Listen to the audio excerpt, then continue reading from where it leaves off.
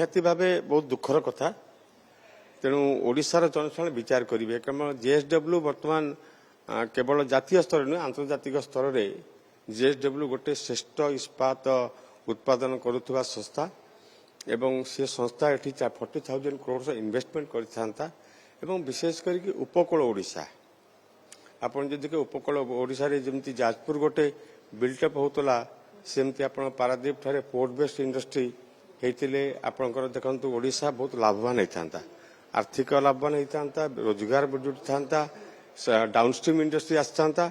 तेणु एभली इंडस्ट्री पलि जा गोटे बहुत बड़ दुर्भाग्य जिनस ओडिशार जनसाधारण विचार करेंगे आगामी दिन में कदापि एभली जो जिन चली ओडिशा अच्छी कदापि क्षमा देवे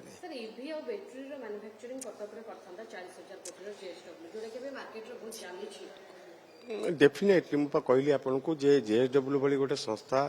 जे आसिकी ओडिशा रे 40,000 करोड़ इन्वेस्टमेंट जो प्रपोजल देथिले एवं चुक्तिबद्ध करथिले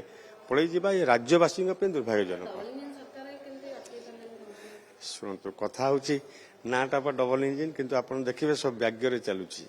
आप निर्वाचन आगु कही सुभद्रा योजना गोटे किस्ती देवे बर्तमान देखुंत कही बिजुली कथा बर्तमान देखुंत